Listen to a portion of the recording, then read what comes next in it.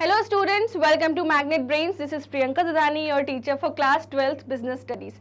आज हम करने वाले हैं chapter number 2 principles of management का one shot revision.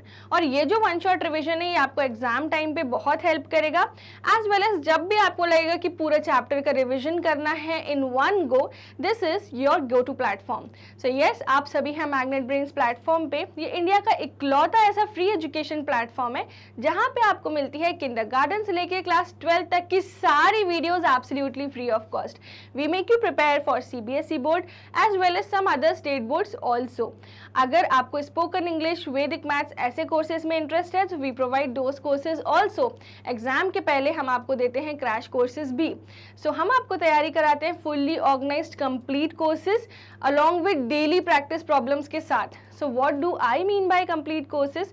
Complete course मतलब सारे चैप्टर्स, चैप्टर के टॉपिक्स, सब टॉपिक्स, चैप्टर एंड हो जाए तो very short answer type, long answer type questions and most important questions. We cover NCERT as well as refreshers. और जब चैप्टर क्वेश्चंस एंड हो जाए तो वन शॉट रिवीजन आपके सामने ही है जो मैं अभी ले रही हूँ।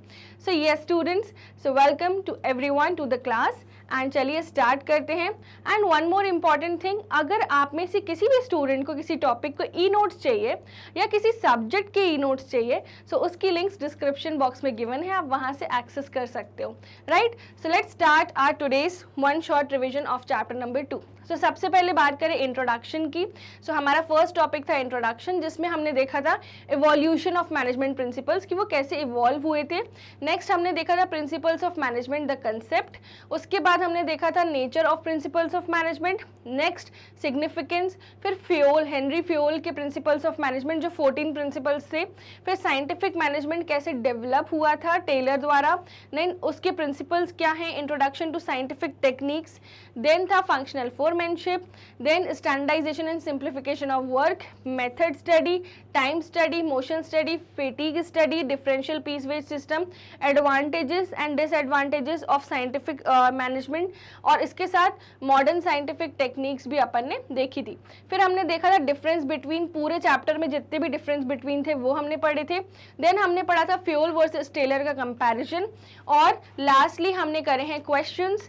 अब आज हम कर रहे हैं वन शॉट रिवीजन। तो जितने भी टॉपिक्स मैंने आपको अभी बताए ये सारे टॉपिक्स हम one by one quickly revise करते जाएंगे। ओके, चलिए स्टार्ट करते हैं। सो स्टूडेंट्स, सबसे पहला टॉपिक है कि मैनेजमेंट होता क्या है। So management is known as getting things done by others. ये हमने शुरुआत में ही देख लिया था, यस और no. So management is the backbone of every any organisation. किसी भी ऑर्गेनाइजेशन की बैकबोन क्या है? मैनेजमेंट ही है, क्योंकि मैनेजमेंट अच्छी नहीं होगी तो ऑर्गेनाइजेशन कैसे चलेगी। तो मैनेजमेंट की डेफिनेशन अपन ने क्या देखी थी? जो फंक्शंस ऑफ मैनेजमेंट पढ़े थे उसी से डेफिनेशन बना दी थी। So management is the process of planning, organising, decide, leading बोला है तो लीडिंग का मतलब यहाँ क्या है? Directing, and controlling resources to achieving organization goals effectively and efficiently. effectively मतलब काम खत्म होना चाहिए, efficiently मतलब काम खत्म तो हो बट मिनिमम कॉस्ट में, और मैक्सिमम आउटपुट जनरेट हो, अच्छे से अच्छा आउटपुट जनरेट हो, इसके साथ ऑप्टिमम यूटिलाइजेशन हो रिसोर्सेज का। ठीक है students, it's all about coordinating with the people, processes and resources to ensure smooth functioning of the organisation. तो ये था मीनिंग ऑफ मैनेजमेंट का revision. Now role of principles. Principles का क्या रोल होता है? प्रिंसिपल्स एक दिशा दिखाते हैं, गाइडिंग लाइट होते हैं। ठीक है, so principles of management are fundamental truths और guidelines that assist manager in decision making. So अगर प्रिंसिपल्स पता है, जैसे हार्मनी नॉट डिस्कॉर्ड, पता है हमें हार्मनी में रहना है, कॉन्फ्लिक्ट्स नहीं करना, सो प्रिंसिपल्स अगर पता है तो वो एक गाइडिंग लाइट होते हैं। कॉपरेशन नॉट इंडिविजुअलिज्म, यस और no. They provide a framework for managerial actions, help organisation achieve consistency and coherence. ठीक है, तो साथ में काम करने के लिए मोटिवेशन मिलता है। सो इस चैप्टर में हमने कंट्रीब्यूशन पढ़े हैं दो लोगों के। पहले इंसान का नाम है फ्रेडरिक विंसलो टेलर एंड दूसरे इंसान का नाम है वो है Henry Fayol.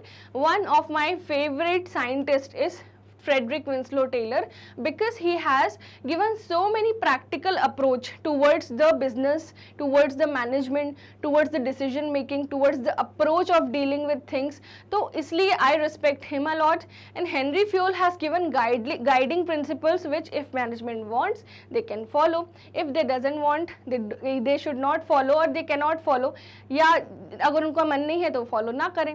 Now both of them contribute immensely towards the study of management. ठीक है, टेलर अमेरिकन मैकेनिकल इंजीनियर थे और Henry Fayol French mining engineer थे. तो Taylor was an American and Henry Fayol was a French mining engineer. Taylor gave the concept of scientific management whereas Fayol emphasized on administrative principles. So Taylor जी ने क्या दिए थे, scientific management के principles दिए थे and Henry Fayol में क्या बोला था, एडमिनिस्ट्रेटिव प्रिंसिपल्स दिए थे. Now students, evolution of management principle. तो सबसे पहले बात करेंगे अर्ली पर्सपेक्टिव की कि पहले क्या था, फिर क्लासिकल मैनेजमेंट थ्योरी, फिर neo classical theory, behavioural science and approach, management science and operation research, modern management. So अगर हम हिस्ट्री की बात करें तो सबसे पहला अर्ली पर्सपेक्टिव जो है वो फर्स्ट स्टेप है. टोटल 6 डिस्टिंक्टिव फेसेस हैं जिसमें फर्स्ट फेस है कि सबसे पहले क्या हुआ था, चालू कैसे हुआ मैनेजमेंट प्रिंसिपल्स बनना. So the first management ideas were recorded in 3000 to 4000 BC. पहली बार जब मैनेजमेंट आइडियाज थे तो वो इस समय रिकॉर्ड हुए थे.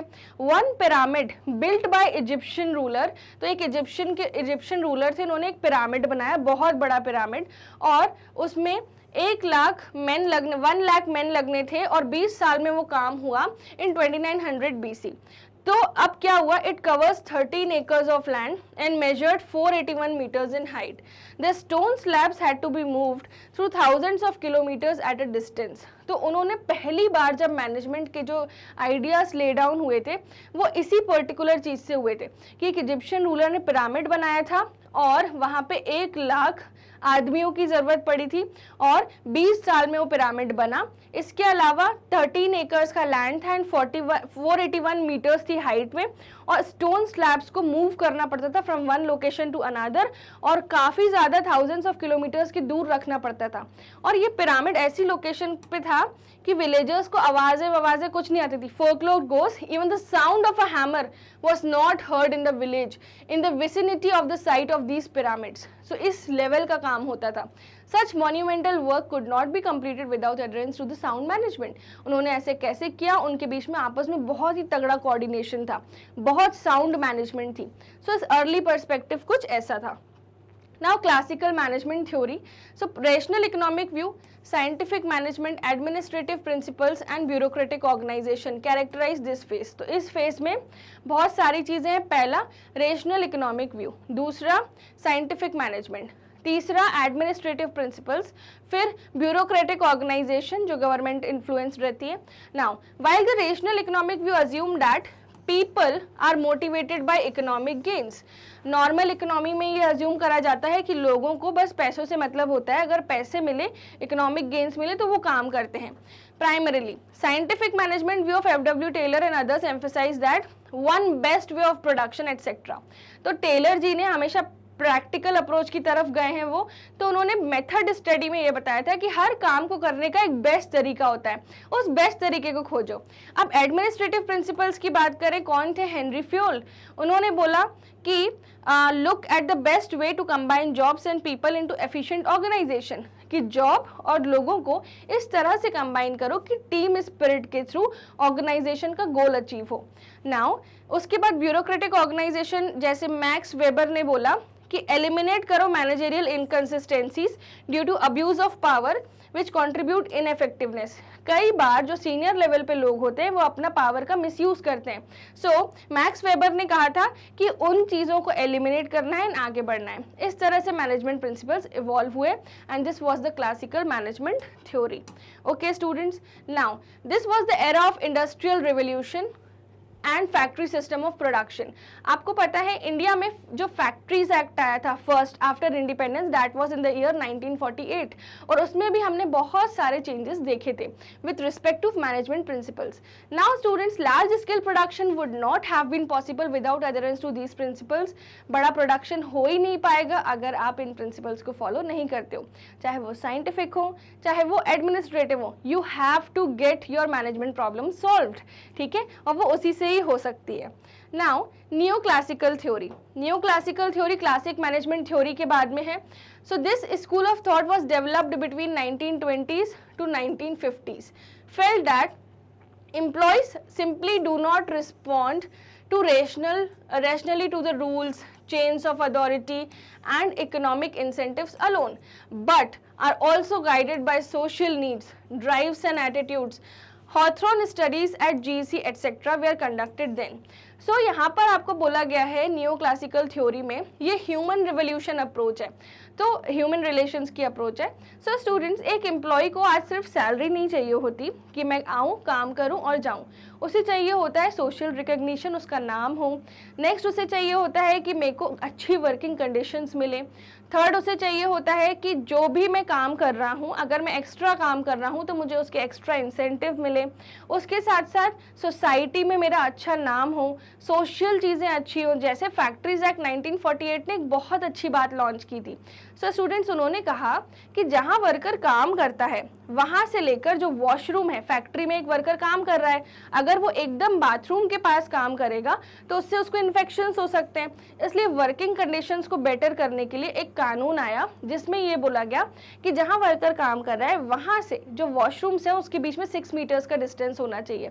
जो वाटर फैसिलिटीज़ हैं, जहाँ से ड्रिंकिंग वाटर पड़ा है, उसके लिए भी एक डिस्टेंस फिक्स किया। सिमिलरली मैटरनिटी लीव अगर कोई वुमेन लेती है तो उनके लिए डेज थोड़े से इंक्रीज हो गए हैं। सो ऐसी अच्छी वर्किंग कंडीशंस एम्प्लॉयज तलाश रहे हैं अपार्ट फ्रॉम सैलरी। तो आज न्यू क्लासिकल थ्योरी जो है ह्यूमन रिलेशंस अप्रोच, ये यही बताती है कि यहाँ पर सोशल नीड्स ड्राइव्स ज़्यादा एम्प्लॉयज देखते हैं with respect to their working along with their economic needs. Okay, now it was quite natural that early phases of the industrial revolution and emphasis was on development of techniques and technology. यहाँ पर human factor पर एक approach थी जो employees की perspective से ये theory आई। Now behavioural science approach, यहाँ पे हम ऑर्गेनाइजेशन ह्यूमनिज्म को पढ़ते हैं। सो organisation behaviorists like Chris Agris, Douglas M.C. Greger, Abraham Maslow and Frederick Herzberg used the knowledge of psychology, sociology, anthropology and developed this approach. तो इन्होंने 3 studies को पढ़ा, कौन सा? Psychology, sociology and anthropology. तो इन तीनों को पढ़ा एंड ये अप्रोच बनाई। कौन सी अप्रोच? Behavioural science approach. और ये कौन थे? बिहेवियरिस्ट थे। कौन कौन थे? Chris Argyris, Douglas McGregor, Abraham Maslow and Frederick Herzberg. ठीक है, तो आपको ये नाम याद होने चाहिए। अंडरलाइंग फिलॉसफी क्या थी कि ह्यूमनिज्म आपको देखना है that individuals need to use all of their capacities and creative skills at work as well as at home. कि एक व्यक्ति को अपनी सारी स्किल्स घर पे भी दिखानी है और काम पे भी दिखानी है। सो उसको मैनेज करना है टाइम मैनेजमेंट करके और हर चीज़ को टाइम देना है। तो this was behavioural science approach जहाँ पे ह्यूमनिज्म की बात करी गई।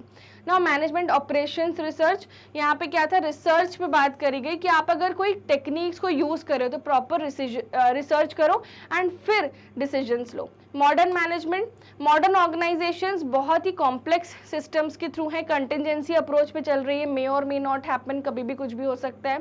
सो मॉडर्न मैनेजमेंट भी थोड़ी सी we can say they are following guidelines also, they are following scientific principles also, they are improving day by day, but yes contingencies occur. So techniques हैं जो ऑर्गेनाइजेशन की problems को solve करती हैं and human problems को भी solve करती हैं। नाउ मैनेजरियल प्रिंसिपल क्या होता है? मैनेजरियल प्रिंसिपल एक ब्रॉड और जनरल गाइडलाइन है डिसीजन मेकिंग के लिए और बिहेवियर के लिए। जैसे फॉर एग्जांपल आप सभी टाइम टेबल बनाते हो, राइट? तो आपके टाइम टेबल के प्रिंसिपल्स क्या हैं? So you have 2 criterias, whether you are a night owl और you are a day bird. आप उस हिसाब से अपना टाइम टेबल बनाओगे।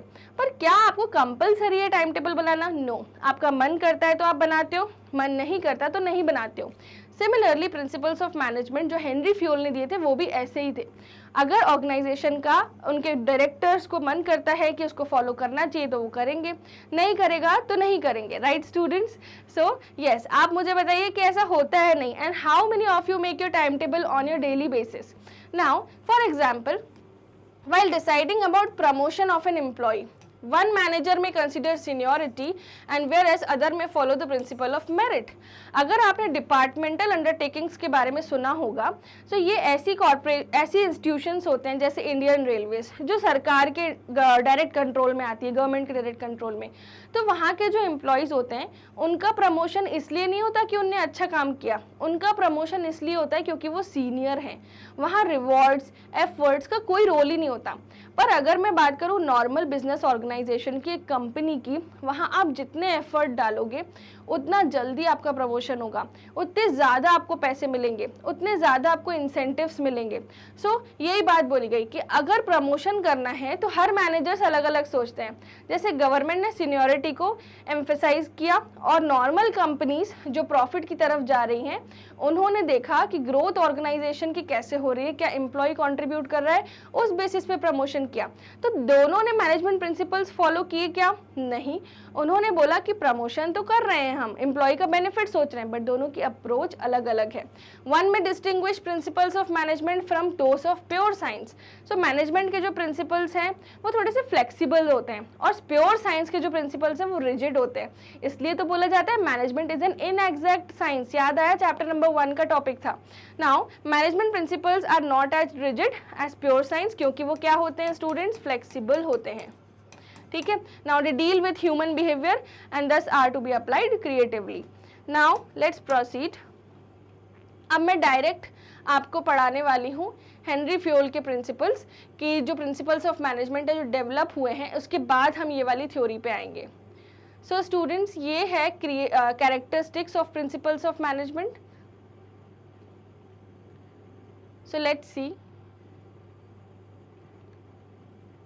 मैं आपको ये वाले प्रिंसिपल्स एक बार पढ़ाने जा रही हूँ। फर्स्ट है डिवीजन ऑफ वर्क, सेकेंड है अथॉरिटी एंड रिस्पॉन्सिबिलिटी, थर्ड है डिसिप्लिन, फोर्थ है यूनिटी ऑफ कमांड, फिफ्थ है यूनिटी ऑफ डायरेक्शन, सिक्स्थ है subordination of individual interest to general interest, फिर है रेम्यूनरेशन, फिर है डिग्री ऑफ सेंट्रलाइजेशन, फिर है scalar chain, order, equity, stability of tenure of person, initiative and esprit de corps. मैंने ये वाला टॉपिक इसलिए सबसे पहले उठाया in my second topic after the introduction part, क्योंकि ये सुपर इंपॉर्टेंट है। इसको आप स्टार मार्क कर लो। ठीक है स्टूडेंट्स, अब जब हम ये टॉपिक पढ़ते हैं तो आप ये मार्क कर लो कि इसमें से क्वेश्चंस आएंगे ही आएंगे। ये क्या है, टॉपिक का नाम क्या है? 14 प्रिंसिपल्स बाय हेनरी फ्योल। ठीक है, तो आपको ये प्रिंसिपल्स याद होने चाहिए। पहला है डिवीजन ऑफ वर्क एंड ये टोटल 14 है यहाँ तक, from division of work to esprit डीकॉप्स।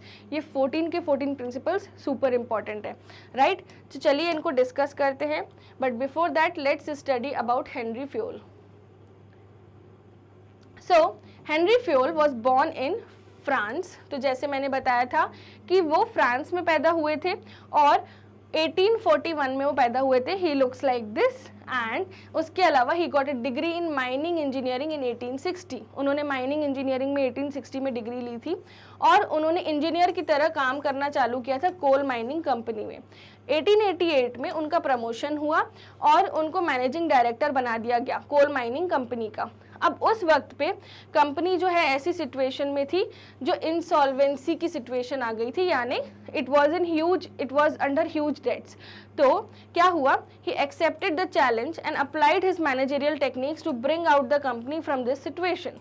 क्योंकि उसे मैनेजिंग डायरेक्टर की तरह प्रमोट कर दिया था, तो उसने बोला अच्छा क्या हुआ, कंपनी दिवालिया हो रही है तो मैं हूं ना, मैं चैलेंज लेता हूं कि मैं कंपनी को इस सिचुएशन से निकाल लूंगा। So when he retired after 30 years, the company was leading coal steel company with strong financial background. जब वो रिटायर हुए तो ये पता चला कि कंपनी तो बहुत ही बड़ी कंपनी बन चुकी है। सो आखिर हेनरी फ्योल ने ऐसा क्या किया? He applied all his principles. So major contributions क्या थे उनके? Henri Fayol become famous as the father of management studies and thoughts. Henri Fayol को बोलते थे father of management studies and thoughts because of following contribution. उन्होंने technical और managerial skills में बिल्कुल डिफरेंशिएट किया कि टेक्निकल चीज़ें अलग होती हैं, वहाँ मेथड्स होते हैं, प्रोसीजर्स होते हैं, और जो मैनेजरियल स्किल्स हैं वो अलग होती हैं। यहाँ पे वैल्यूज़, मॉरल्स, टीम स्पिरिट, ये सब चीज़ों को देखा जाता है। He identified the main steps in the process of management and considered the major functions of the management, planning, organising, staffing, directing and controlling. उसने इन सब फंक्शंस को ध्यान से देखा। He developed 14 principles. नाउ ये जो 14 प्रिंसिपल्स हैं ये बेस्ड हैं उसके खुद के एक्सपीरियंस में, जो उसने मैनेजिंग डायरेक्टर बना था और कंपनी जब इंसॉल्वेंट हो गई थी, जब उसने अप्लाई किए थे। Now 14 principles of management propounded by him were discussed in detail. उन्होंने एक किताब भी लिखी 1917 में। उस किताब का नाम बहुत ही टफ है to learn, but yes we will learn it, administration industrial et generally.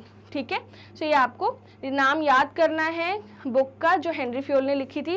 Now it was published in English में पब्लिश हुई जनरल एंड इंडस्ट्रियल मैनेजमेंट के नाम से 1949 में, और वाइडली आज इनका जो क्लासिकल वर्क है, इनका जो काम है वो सराहा जाता है। Now for his contribution he is also known as father of general management. ठीक है, इनको क्या बोला जाता है, फादर ऑफ जनरल मैनेजमेंट और father of studies and thoughts. The 14 principles are, तो अब पढ़ते हैं 14 प्रिंसिपल्स जो मैंने आपको रीड आउट करवाए थे। पहला, division of work. So students, what is division of work? तो जैसा आप इस पिक्चर में देख रहे हैं कि एक पर्सन है जो सुपीरियर है, इसने काम 3 लोगों में डिवाइड किया, इन 3 लोगों ने अपने अंडर 3 लोगों में काम डिवाइड किया, इस तरह से काम हो रहा है। So work is divided into small task और जॉब्स। अब जैसे आप लोग हैं, आप पूरे नोट्स पढ़ते हैं तो एक साथ तो नहीं पढ़ते, डिवाइड करते हैं कि आज ये टॉपिक करना है, कल ये, परसों ये।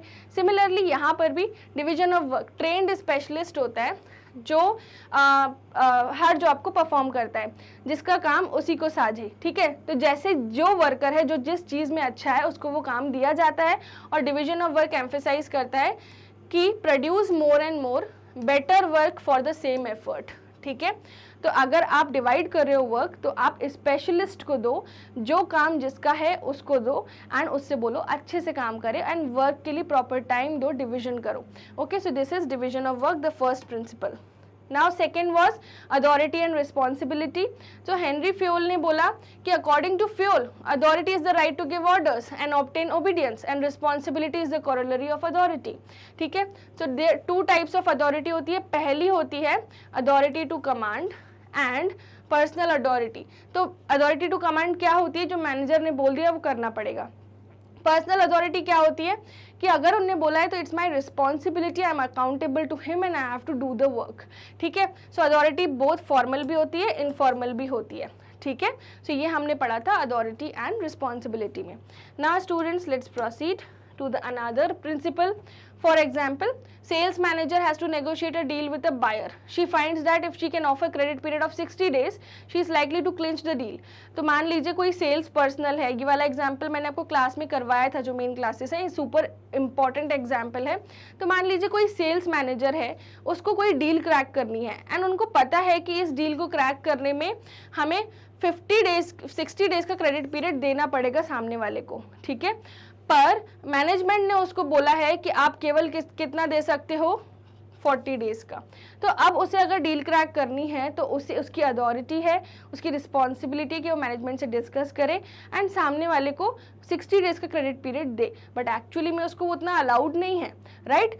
सो this shows that there is a imbalance of authority and responsibility. अगर पहले से ही ऐसा होता तो प्रायरली 60 फिक्स होता, जबकि सेल्स पर्सनल्स को पता होता है कि कौन सा डील क्रैक करने के लिए कितने क्रेडिट पीरियड डेज लगेंगे।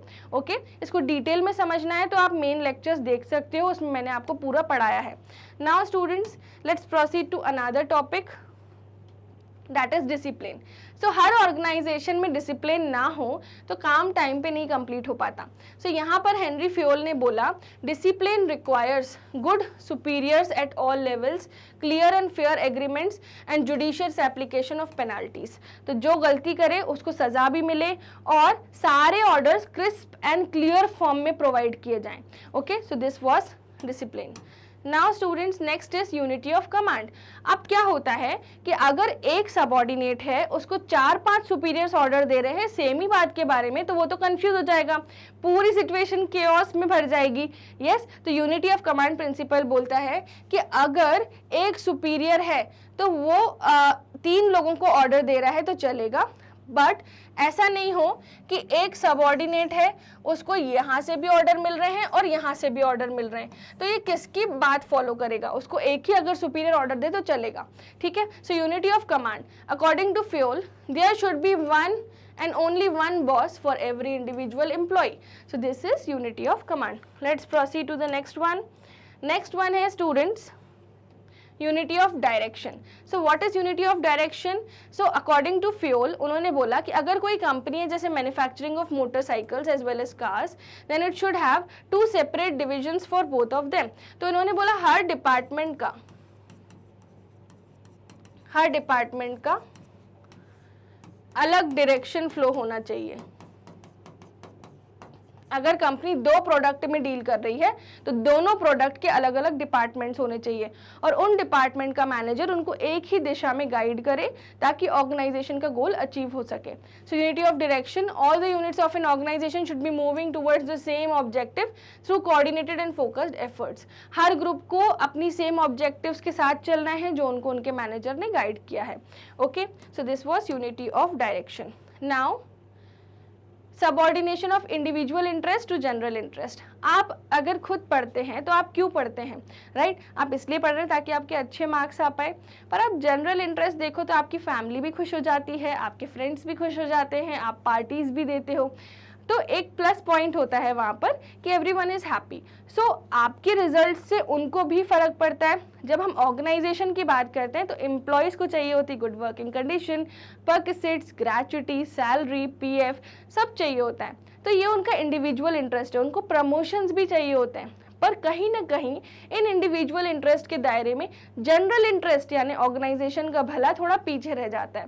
सो इसलिए हेनरी फ्यूल ने बोला कि आप इंडिविजुअल इंटरेस्ट को देख रहे हो, वेल एंड गुड, आप अपने बारे में सोच रहे हो, अच्छी बात है, पर ऑर्गेनाइजेशन के गोल के बारे में भी सोचना है।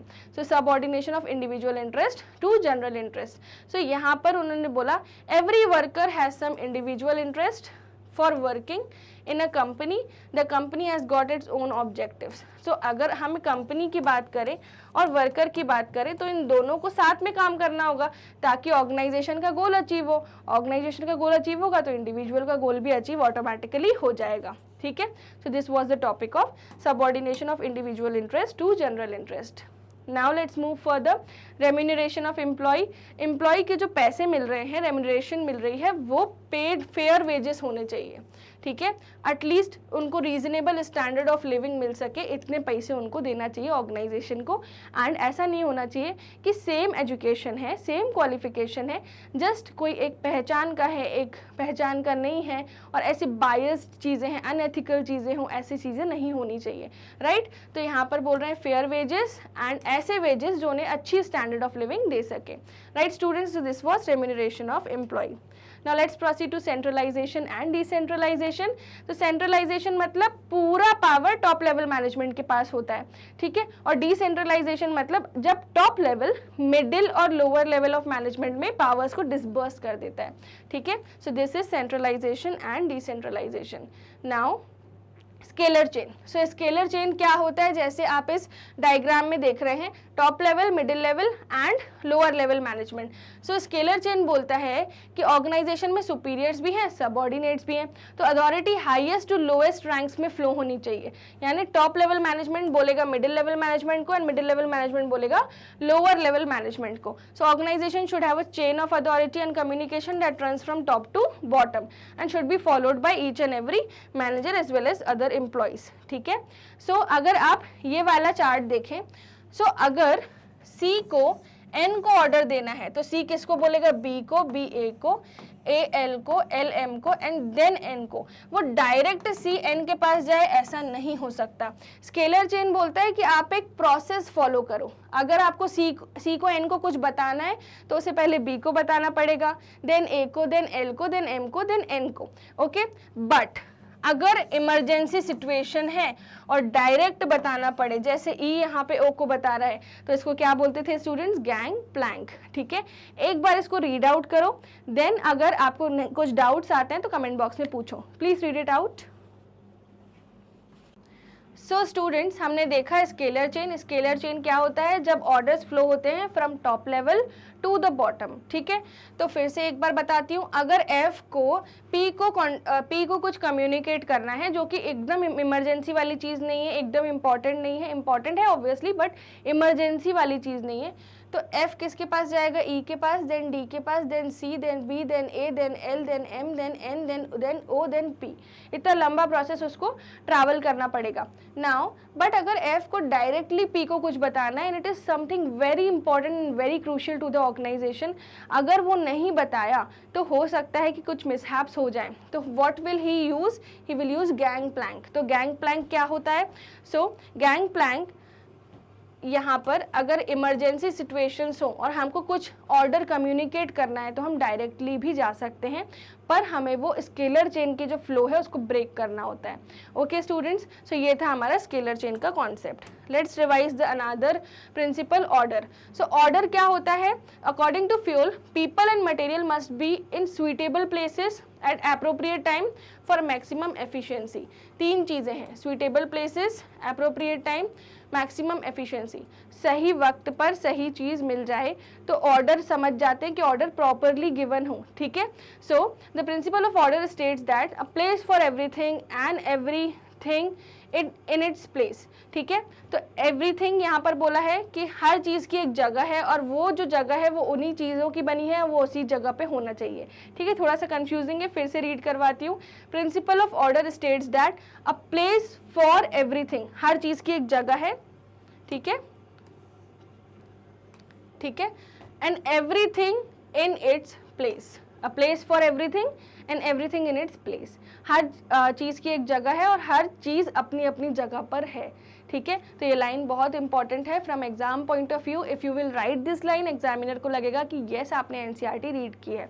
नाउ स्टूडेंट्स, ये था ऑर्डर कि हर सामान एक सुइटेबल जगह पे होना चाहिए और एक प्रॉपर ऑर्डरलीनेस दिखनी चाहिए इन द ऑर्गेनाइजेशन, ताकि सिस्टमैटिक वे में काम हो सके। Now let's proceed to the another principle, equity. जैसे आप इस इमेज में देख रहे हैं कि यहाँ पर ये तीनों बॉक्सेस सेम लेवल पर हैं, राइट? पर ये इन पर्सन की हाइट थोड़ी ज़्यादा है तो ये अच्छे से मैच देख पा रहे हैं, ये भी देख पा रहा है, इसकी भी हाइट ठीक है, बट ये जो छोटा सा बच्चा है ये हाइट की वजह से मैच नहीं देख पा रहा। पर अगर इसको थोड़ा सा फ्लक्चुएट कर दिया जाए, ये बहुत लंबे हैं, इनको तो बॉक्स की नीड ही नहीं है, तो इनसे बॉक्स हटा दो एंड देन इनको एक बॉक्स दे दो एंड इनको दो, ताकि ये भी देख पाएँ। सो दिस इज इक्विटी। इक्विटी का मतलब क्या होता है कि अगर हम इक्वल पे दे रहे हैं, चाहे फीमेल वर्कर्स हो मेल वर्कर्स हो, सबको बराबर पैसे मिलने चाहिए। ठीक है, so equity, good sense and experience are needed to ensure fairness of employees who should be treated as fairly as possible according to fuel। यहाँ पे बोल रहे हैं कि आप वर्क प्लेस पर इक्विटी करो, don't discriminate on the basis of caste, creed, religion, sex या फिर पेमेंट के टर्म्स पे डिस्क्रिमिनेट नहीं करो, इक्विटी फॉलो करो। राइट स्टूडेंट्स, तो ये था प्रिंसिपल ऑफ इक्विटी। ना स्टेबिलिटी ऑफ पर्सनल, बहुत सारी ऐसी ऑर्गेनाइजेशंस होती हैं जो एम्प्लॉयज़ को हायर तो कर लेती हैं बट एम्प्लॉय उनके ऑर्गेनाइजेशन में टिक नहीं पाता। सो एम्प्लॉय की स्टेबिलिटी के लिए ये वाला प्रिंसिपल आया है। So employee turnover should be minimise to maintain organisation efficiency.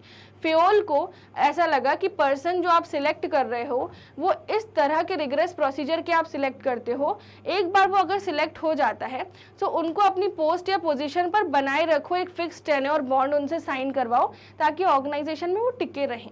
ठीक है, और ऐसा नहीं कि आप साइन करवा रहे हो एट द सेम टाइम और आप उनको एक्सप्लॉइट कर रहे हो। आपको इक्विटी भी देनी है, आपको फेयर वेजेस भी देने हैं, कॉम्पिटिटिव सैलरी भी देनी है ताकि वो आपके ऑर्गेनाइजेशन में टिका रहे।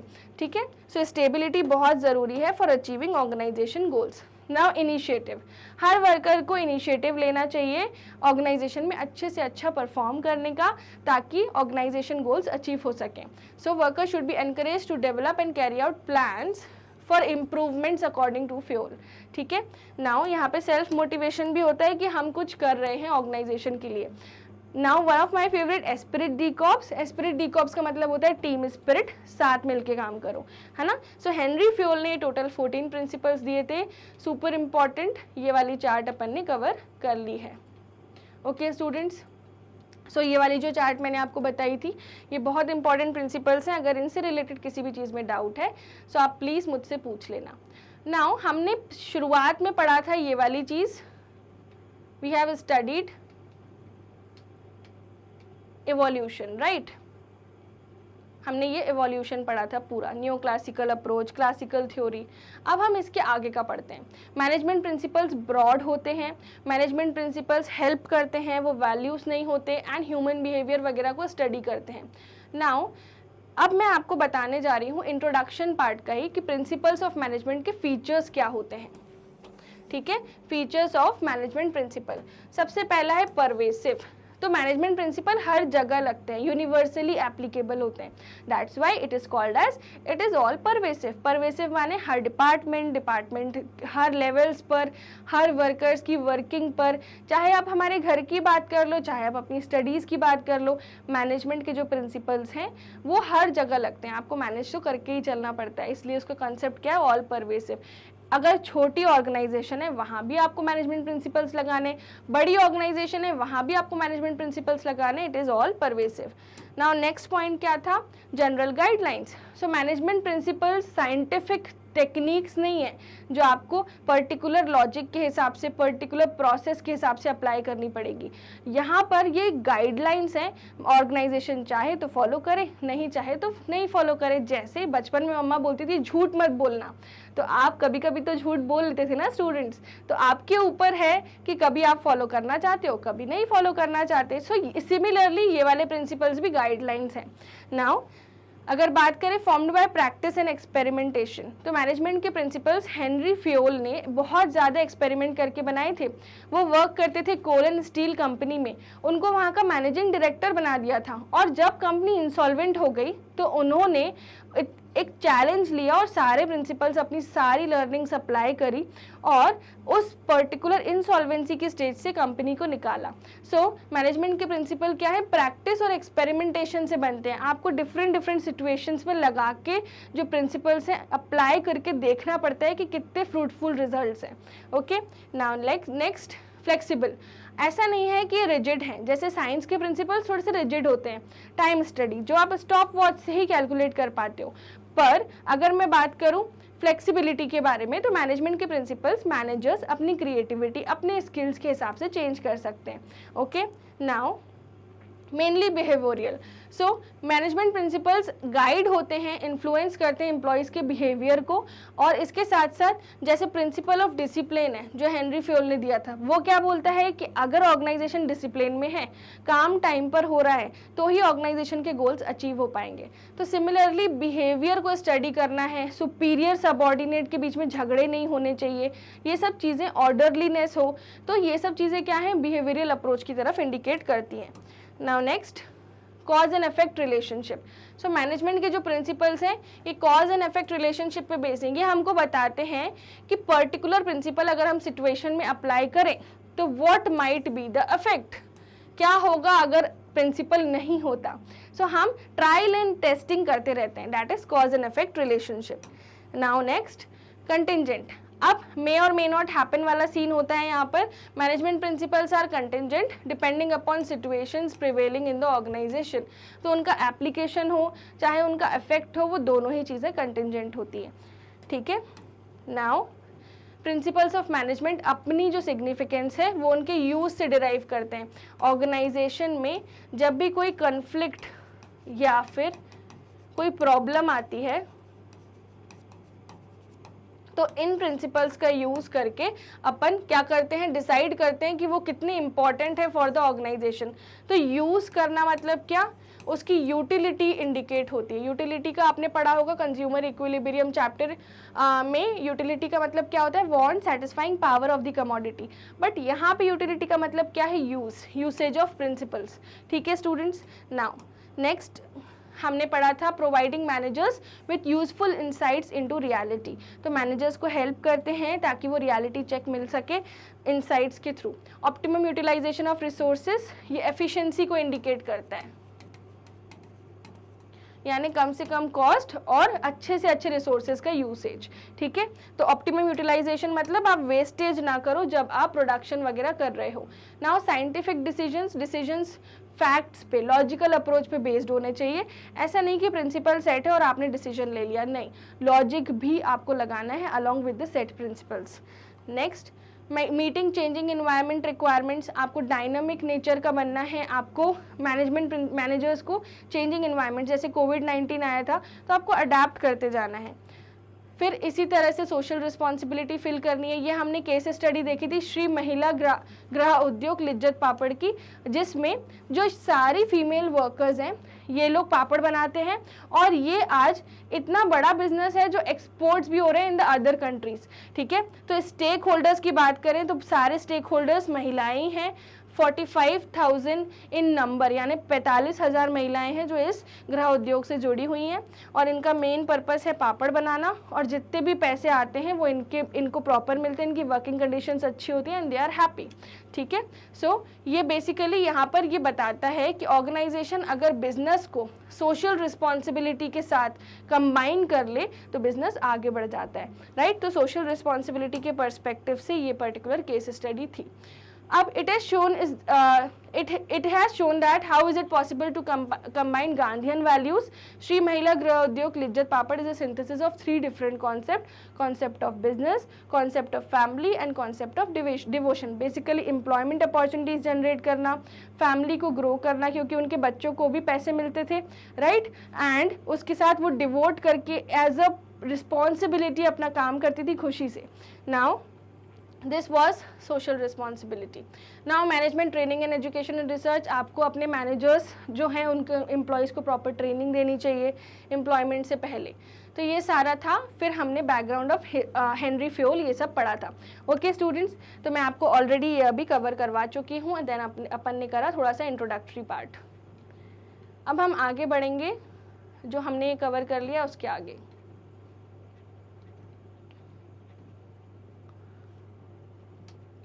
Now let's study about Taylor. So before studying about Taylor, I want you, if you have any doubts, please ask in the comment section and give a read to the complete slide. Okay students, तो अब देखते हैं Taylor के contributions towards management. So yes, Frederick Winslow Taylor उनका पूरा नाम था। आपकी बुक्स में लिखा आता है F.W. Taylor, and his journey was from March 20, 1856 to March 21, 1915. He was an American mechanical engineer. ठीक है, आपको चीज़ें याद रखनी है, ठीक है। और ये इंडस्ट्रियल एफिशिएंसी पर इन्होंने बहुत काम किया है, यानी मेन जो on ground lower level management में जो वर्कर्स काम करते हैं उनका पूरा काम उन्हीं के अकॉर्डिंग था। सो इन 1874 ही बिकेम अप्रेंटिस मैकेनिस्ट, ठीक है। 1874 में वो एक नॉर्मल इंटर्नशिप कर रहे थे, फैक्ट्री कंडीशंस को स्टडी कर रहे थे ग्रास रूट लेवल पर, और he earned a degree in mechanical engineering. उन्होंने मैकेनिकल इंजीनियरिंग में एक डिग्री ली, ठीक है। Taylor thought that by scientifically analyzing work it would be possible to find one best way to do it. उन्होंने सोचा अगर हम लॉजिकल अप्रोच से वर्क को स्टडी करें तो एक ऐसा बेस्ट तरीका निकल सकता है जिससे काम हो सके। Okay students, he is the most remembered of this time and motion studies. उनकी टाइम एंड मोशन स्टडीज़ बहुत ज़्यादा पॉपुलर है। वो क्या करते थे, हर जॉब को ब्रेक करते थे, ठीक है, उसके कॉम्पोनेंट पार्ट्स में, और मेजर करते थे उसको हर सेकेंड। फॉर एग्जाम्पल, अगर असेंबली लाइन की बात करूं, ठीक है, तो कार का सबसे पहले ढांचा होता है, ठीक है। अब फिर उसके अंदर पार्ट्स जो हैं हर स्टेज पे, स्टेप 2 पे कोई पार्ट इंसर्ट हो रहा है, 3 पे कोई पार्ट, 4 पे कोई पार्ट, 5 पे कोई पार्ट इंसर्ट हो रहा है, फिर फाइनल कार बन रही है। तो वो क्या करते थे, हर स्टेप को स्टडी करते थे कि उसमें कितना टाइम लग रहा है, कितने मूवमेंट्स हो रहे हैं, क्या मूवमेंट नेसेसरी है, क्या मूवमेंट अननेसेसरी है, ये सब चीज़ें वो स्टडी करते थे। तो he would break a job उसके कॉम्पोनेंट पार्ट्स में, और उसको एक एक सेकेंड तक मेजर करते थे स्टॉप वॉच के यूज से। He also wanted that worker should cooperate with the management. वो बोलते थे थे वर्कर्स को हमेशा मैनेजमेंट के साथ कंट्रीब्यूट करना चाहिए, कोऑपरेट करना चाहिए, हार्मनी में रहना चाहिए, लड़ाई झगड़े नहीं करने चाहिए, ठीक है। There would be no need of trade unions. इससे क्या होगा, वर्कर्स के यूनियंस नहीं बनेंगे, वो मोर्चे नहीं निकालेंगे कि हमारी मांगे पूरी करो, ठीक है। सो बेस्ट रिजल्ट्स कैसे आएगा, partnership between a trained and qualified management and cooperative innovative workforce. तो इन्होंने दो चीजें बोली, trained and qualified management, cooperative and innovative workforce. तो अगर ये दोनों लोग कंबाइन हो जाते हैं ना, वर्कर और मैनेजर एक साथ आ जाते हैं, पूरी इंडस्ट्री एक साथ आ जाती है, तो गोल्स जो हैं वो प्रॉपर अचीव हो पाते हैं। He is known for the coinage of the term scientific management. Scientific management अगर आप शब्द सुन रहे हैं तो ये शब्द टेलर ने ही दिया है, ठीक है। So in his article the principles of scientific management published in 1911, उन्होंने एक आर्टिकल लिखा था 1911 में, उसमें उन्होंने साइंटिफिक मैनेजमेंट का जो टर्म है वो कॉइन किया, यानी उसको इंट्रोड्यूस किया। Now students, after being fired from Bethlehem Steel Company, he wrote a book Shop Floor which sold well. वो बेथलम स्टील कंपनी में काम करते थे जहाँ से उनको निकाल दिया गया था, तो उन्होंने किताब लिखी shop floor. He was selected as the president of American society of mechanical engineer.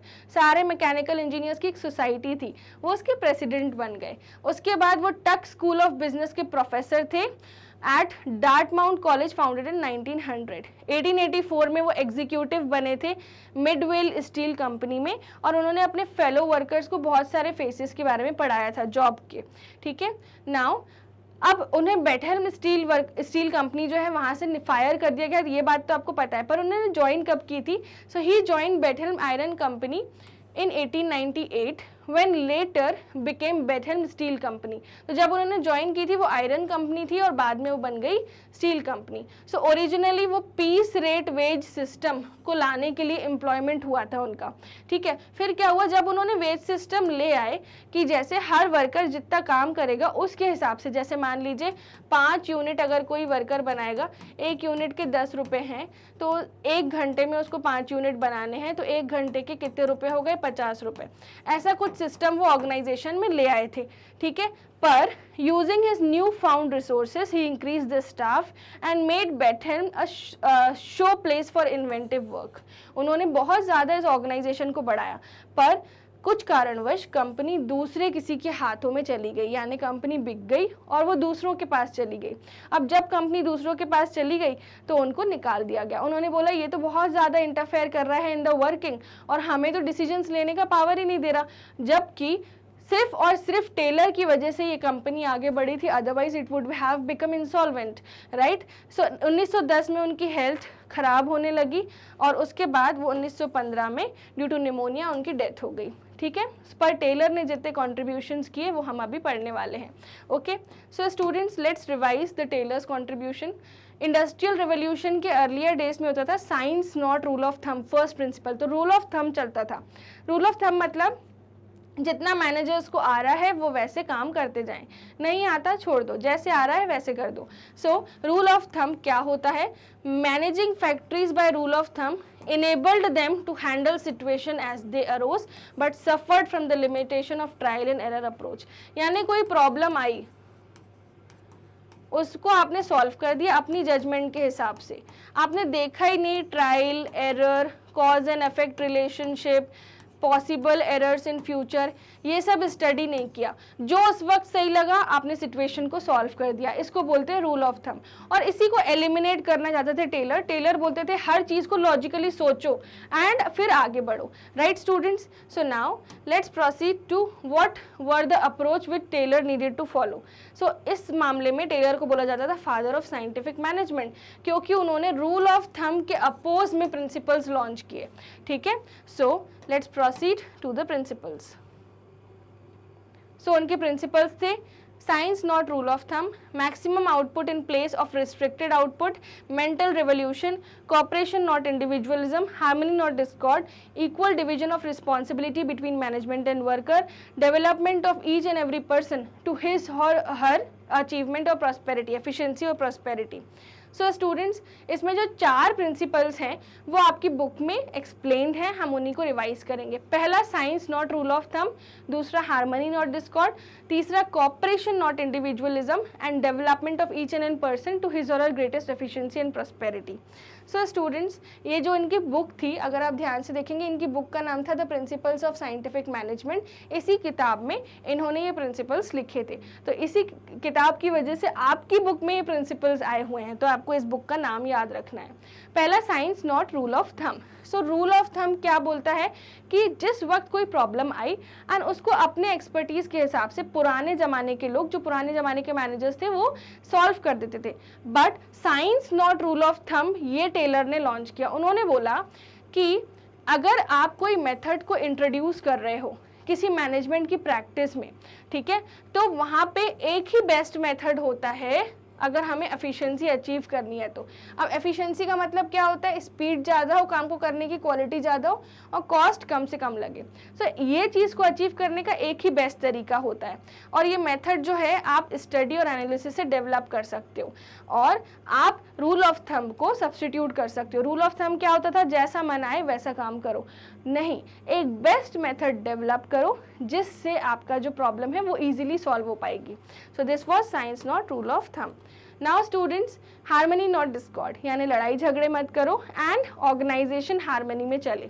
So since managers they had to mandate to get the work done from workers, it should not be difficult for you to appreciate that there always exists a possibility of class conflict, managers versus workers। तो ये जो लड़ाई है managers और workers की, हमेशा चलती रहती है, बट ये नहीं होनी चाहिए। मैनेजर वर्कर्स को समझ के चले और वर्कर्स ऑर्गेनाइजेशन को समझ के चले, एंड दोनों एक दूसरे का भला सोचे, ठीक है, ट्रांसपेरेंसी हो। नाउ स्टूडेंट्स, नेक्स्ट है अपना जापानीज़ वर्क कल्चर का ये एग्जाम्पल है। जापान की कंपनीज में क्या होता है कि अगर उनको कोई डिमांड करनी होती है, सो वो लोग सब ब्लैक कलर के इस तरह के आउटफिट में आते हैं, और उनको बोला जाता है, एक टर्म है ब्लैक बैज, वो ये ब्लैक बैज पहनते हैं। और ऐसा नहीं कि आके ऑफिस के बाहर मोर्चा लगाएंगे हमारी मांगे पूरी करो। जापान के लोग जाके और ज़्यादा काम करके दिखाते हैं और एक्स्ट्रा आवर्स पुट इन करते हैं ताकि मैनेजमेंट को उन पर दया आए और मैनेजमेंट उनकी मांगे पूरी कर दे। सो इस तरह से क्या होता है, काम भी सफ़र नहीं होता और उनकी जो डिमांड्स है वो भी मैनेजमेंट सुनती है out of sympathy. So Japan का जो ये वर्क कल्चर है, हार्मनी नॉट डिस्कॉर्ड का परफेक्ट एग्जाम्पल है। नाउ कॉपरेशन नॉट इंडिविजुअलिज्म, यानी आप अकेले मत चलो, पूरी ऑर्गेनाइजेशन साथ में चले। ओके स्टूडेंट्स, नेक्स्ट था अपना development of each and an person to his or her greatest efficiency. तो हर पर्सन का जो डेवलपमेंट है उसकी एफिशिएंसी के हिसाब से बढ़ता जाए।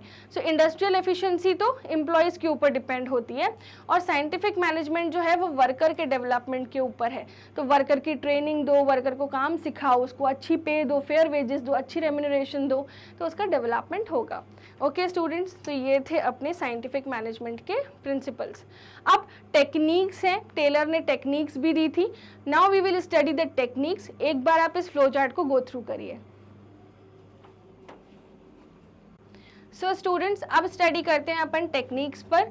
सो टेक्निक्स कौन सी थी? Functional foremanship, standardization and simplification of work, work study में थी total 4, fatigue study, method study, time study, motion study, and next था differential piece wage rate system, then last था मेंटल रिवोल्यूशन। सो ये बहुत ही conceptual topics है, फटाफट चलिए revise करते हैं। सो अपनी कंसेप्ट रजिस्टर निकाल लो जिसमें अपन ने सारे नोट्स बनाए थे।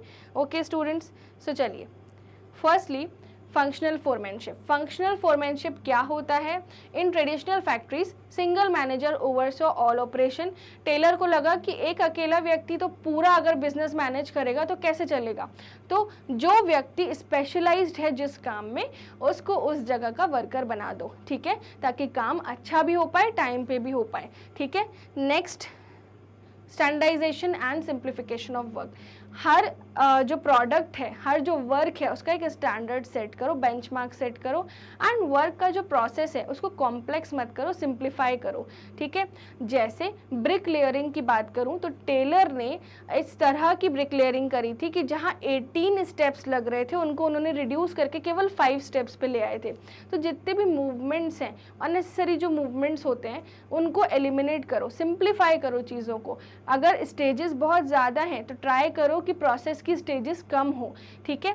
सो now standardisation involves setting benchmarks for various aspects of production, simplification aims to eliminate unnecessary product variation resulting cost savings, ठीक है। तो जितना हो सके सिंपल रहो and with the working, and बार बार प्रोडक्ट में चेंजेस मत करो जिससे कॉस्ट ज़्यादा ना आए, ठीक है स्टूडेंट्स। तो ये था standardisation and simplification of work. Next है मेथड स्टडी। इसमें टेलर ने बोला कि हर काम को करने का एक बेस्ट मेथड होता है। So the technique seeks to identify the most efficient way to perform a job. यहाँ पे Taylor's application of method study से डेवलप हुआ असेंबली लाइन जहाँ पर अपन एक एक चीज़ को असेंबल करते हैं, जैसे कार की जो असेंबली वाली फैक्ट्रीज होती हैं उनके बारे में बात हो रही है।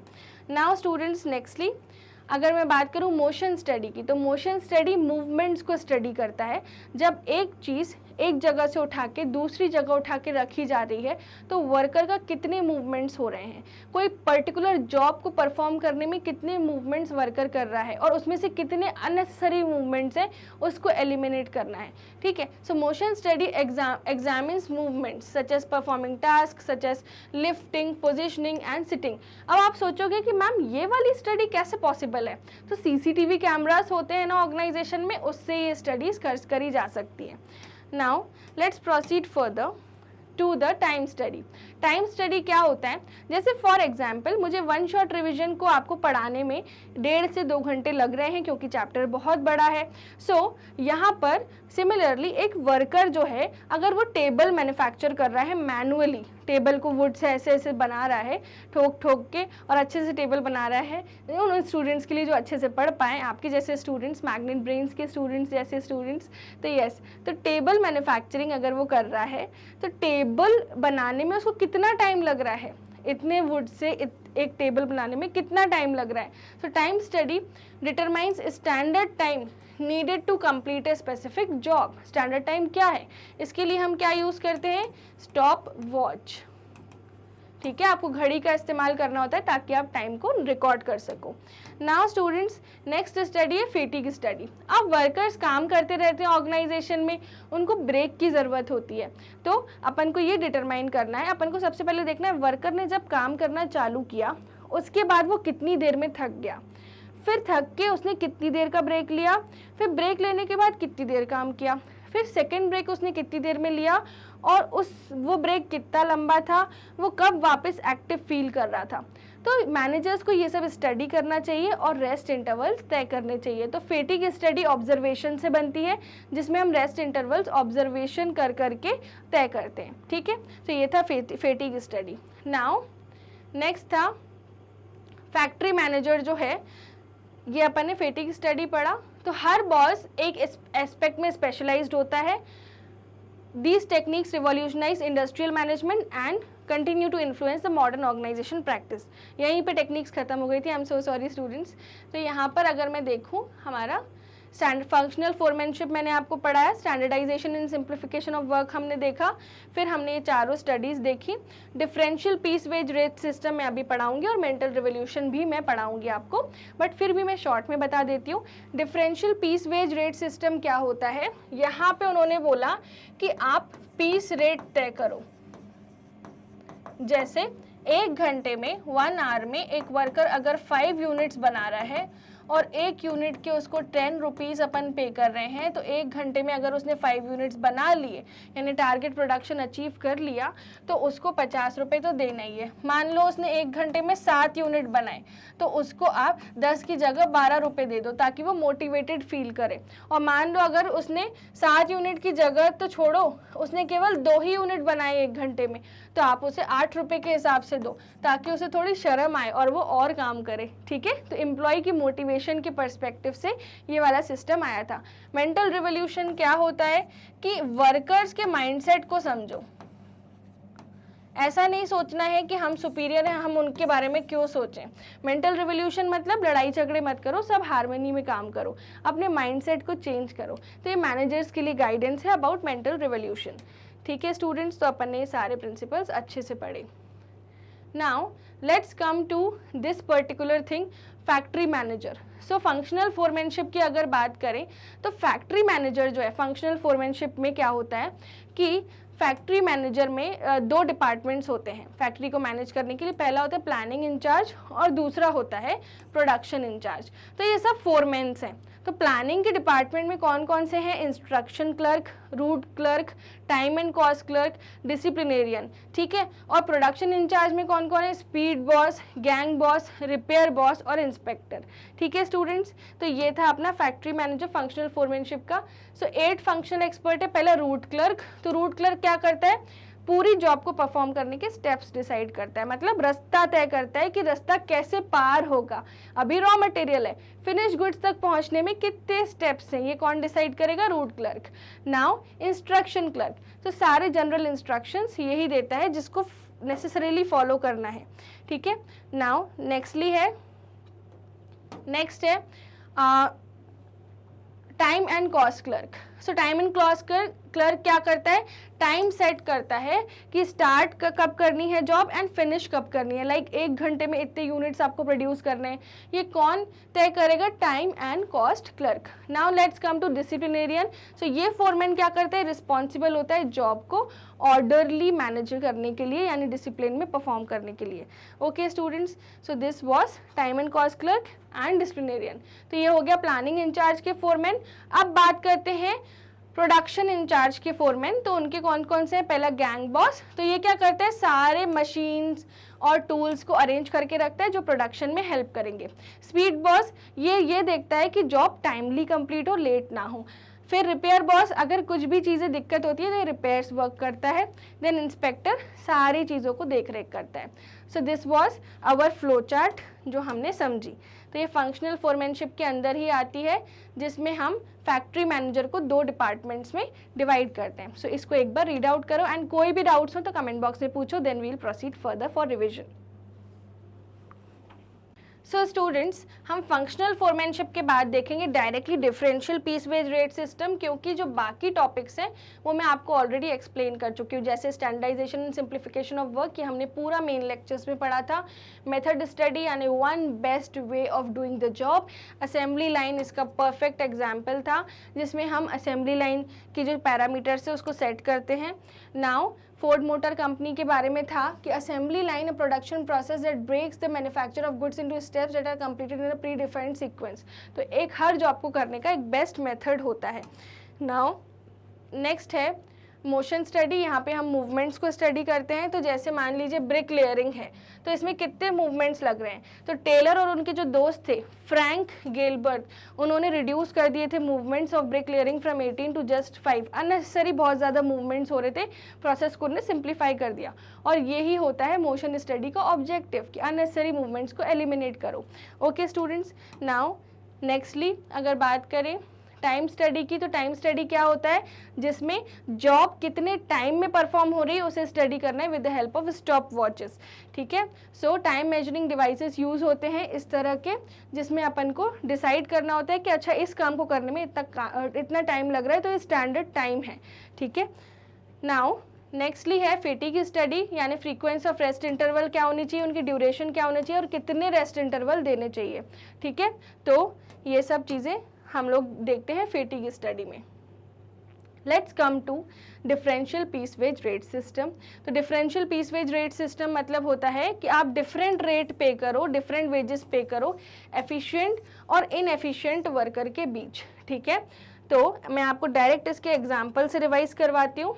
सो स्टूडेंट्स, यहाँ पर if standard target is 10 units per day and standard rate is 50, यानी एक वर्कर है उसे 10 यूनिट्स का उसे टारगेट मिला है और 50 रुपीज़ पर यूनिट उसको मिलता है।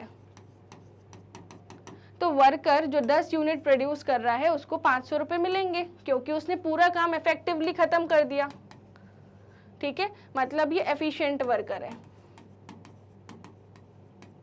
ठीक है। हर worker who is producing 12 units, यानी 10 यूनिट बोला था उसने 10 तो करे ही करे, पर 2 और यूनिट्स प्रोड्यूस कर लिए, मतलब टोटल 12 यूनिट्स प्रोड्यूस किए। तो मैनेजमेंट ने सोचा ये तो बहुत अच्छा एफिशिएंट वर्कर है, ठीक है, तो इसको ज़्यादा पैसे देते हैं। तो इसको 60 रुपीज़ पर यूनिट दिए, तो इसके पैसे हो गए कितने? 720 रुपये। पर अगर वहीं मैं बात करूं एक ऐसे वर्कर की जो कम पे कर रहा है, मान लो 10 यूनिट बोले थे, उसने 8 यूनिट से प्रोड्यूस किए, तो मैनेजमेंट ने बोला इसको आप 50 नहीं 40 दो, ताकि इसको पता चले कि कम प्रोडक्शन करना क्या होता है, why he is taking so much rest, जब बाकी वर्कर्स कर सकते हैं तो ये क्यों नहीं, इसलिए इसको केवल 40 रुपीज़ पे किए, तो डैट इज 320 रुपीज़। तो इससे क्या होता है, ये पता चलता है कि ये इनएफिशिएंट वर्कर था और पास्ट के जो दोनों वर्कर्स थे वो एफिशिएंट वर्कर्स थे। तो यही है differential piece wage rate system, जो एम्प्लॉयज़ को इनएफिशिएंट और एफिशिएंट की कैटेगरी में डालता है और मोटिवेट करता है कि वो ज़्यादा से ज़्यादा काम करें। ठीक है, सो अगर कट टू कट काम कर रहे हैं तो और पैसे कमाने के लिए और मोटिवेशन मिलता है। Now mental revolution, what is mental revolution? कि change in the mental attitude of workers as to and management towards each other, यानी ऑर्गेनाइजेशन में जो मैनेजमेंट है, top level, middle level, lower level, और लोअर लेवल में जो workers काम कर रहे हैं, इनके बीच में आपस में एक हार्मनी होनी चाहिए, यानी लड़ाई झगड़े ना करें। Okay, so ruling out feeling of suspicion and prejudice from the minds of workers and management to adapt a systematic thinking। आपको ये नहीं सोचना होती अच्छा उसने किया तो उसके पीछे उसका ये उद्देश्य होगा, यानी आपको क्या नहीं करना है, पॉलिटिक्स नहीं करना है। मेंटल रिवोल्यूशन का एक ही चीज़ है, वर्क प्लेस पे नो पॉलिटिक्स। ओके, सो काम पे ध्यान देना है। नाउ टेलर ने बोला every organisation worker feel that management is exploiting them. तो हर ऑर्गेनाइजेशन में वर्कर को लगता है कि मैनेजमेंट खराब है, मैनेजमेंट उन्हें एक्सप्लॉइट कर रही है। और मैनेजमेंट को पता है क्या लगता है, मैनेजमेंट को लगता है वर्कर्स हमेशा चिड़े हुए ही बैठे रहते हैं, ग्रम्बल करते हैं, तो क्यों ना एक मीटिंग बुलाई जाए और दोनों आपस में डिसाइड करें कि what do they want in actual, और अच्छे से काम करें। यही मेंटल रिवोल्यूशन है। ओके, ताकि लड़ाई झगड़े ना हो। Now advantages of scientific management and modern scientific techniques, ये वाला टॉपिक हम रिवाइज कर रहे हैं। एडवांटेजेस क्या है, एफिशिएंसी बढ़ती है, कॉस्ट रिड्यूस होती है, वेस्टेजेस एलिमिनेट होते हैं, और प्राइस अगर डिक्रीज हो रहा है ना, तो इससे क्या होता है, हम मार्केट का शेयर जो है कैप्चर कर पाते हैं, जैसे जियो ने किया था जब वो first time data pack sell कर रहे थे। ठीक है, तो इसको मैंने मेन लेक्चर्स में आपको बहुत डिटेल में पढ़ाया था। म्यूचुअल अंडरस्टैंडिंग डेवलप होती है, ट्रेनिंग्स दी जाती हैं, और वर्कर्स को ज़्यादा पैसे कमाने का मौका मिलता है with the differential piece wage rate system. तो ये एडवांटेजेस हैं। नाउ मॉडर्न साइंटिफिक टेक्निक्स क्या है? पहला ऑपरेशंस रिसर्च, तो ये बेसिकली सेकेंड वर्ल्ड वॉर के दौरान डेवलप हुई थी, और यहाँ रिसर्च वर्क से बेटर है कि रिसर्च करो एंड फिर काम करो। नाउ लीन मैन्युफैक्चरिंग, तो लीन मैन्युफैक्चरिंग फोकस करती है 7 वेस्टेज पे। 7 वेस्टेज नहीं होने चाहिए ओवर प्रोडक्शन में। कौन कौन से? Waiting time, transportation, processing, motion, inventory, scrap and any manufacturing process. ठीक है, नाउ काइजन क्या था? ये जापानीज वर्ड है काइजन, तो जापानीज वर्ड है जिसका मतलब है चेंज फॉर द बेटर। अगर कोई चीज़ बेटर हो रही है, कोई डिफिकल्ट टास्क है, उसे एक्सपेरिमेंट करो एंड चेंज करो।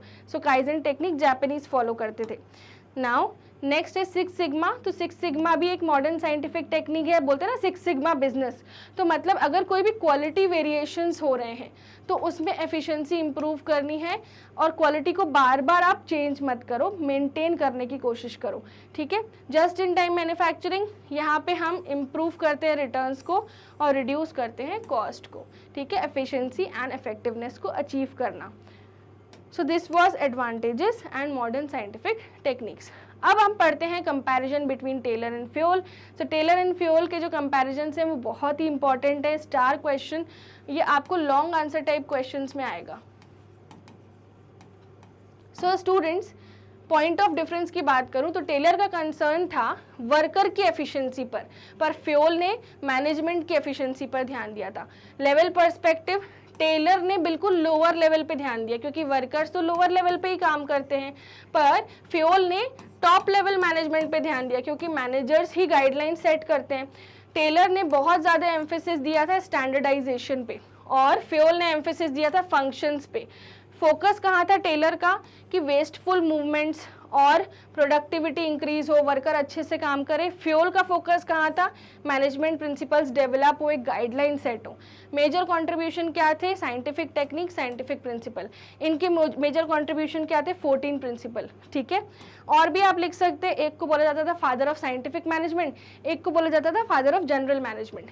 पर्सनैलिटी की बात करें तो टेलर की पर्सनैलिटी थी, वो फेमस हो गए फादर ऑफ साइंटिफिक मैनेजमेंट के थ्रू, और ये father of general management. Unity of command की बात करें तो टेलर ने ये प्रिंसिपल फॉलो नहीं किया, बल्कि उन्होंने काम को 8 बॉसेस में डिवाइड करा, और यहाँ पर यूनिटी ऑफ कमांड फॉलो करा जाता है। एक्सप्रेशन की बात करें तो टेलर को साइंटिफिक मैनेजमेंट की तरह एक्सप्रेस किया जाता है, एंड फ्योल की जो टेक्निक्स हैं वो एडमिनिस्ट्रेशन पे ध्यान देती है। एप्लीकेबिलिटी, ये स्पेशलाइज सिचुएशंस पर एप्लीकेबल है, और ये तो यूनिवर्सली ही एप्लीकेबल है। ओके स्टूडेंट्स, तो ये था comparison between Taylor and Fayol. So that was our complete one shot revision. So yes, आप सभी हैं मैग्नेट ब्रेन्स प्लेटफॉर्म पे, हम आपको वन शॉट रिविजन प्रोवाइड करके आपको हम बना रहे हैं इस तरह से कि आपने जब चैप्टर पढ़ा उसके बाद शॉर्ट आंसर, लॉन्ग आंसर सब आपने पढ़े, अब आप वन शॉट रिविजन्स पढ़ रहे हैं तो आपका पूरा जो कंसेप्ट है एक बार में रिवाइज हो जा रहा है। ओके, सो अच्छे से इसको रिवाइज करना। एंड हम सभी हैं मैग्नेट ब्रेन्स प्लेटफॉर्म पे, ये इकलौता इंडिया का प्लेटफॉर्म है जो आपको प्रोवाइड करता है quality education of kindergarten to class 12th। We make you prepare for CBSE board as well as all these state boards. अगर आपको वैदिक मैथ्स या स्पोकन इंग्लिश में इंटरेस्ट है तो आप ये वाले कोर्सेज भी चेकआउट कर सकते हो। अपार्ट फ्रॉम दैट, अगर आपको ई नोट्स या ई बुक्स चाहिए तो उसकी लिंक डिस्क्रिप्शन में गिवन है। Thank you so much, take care.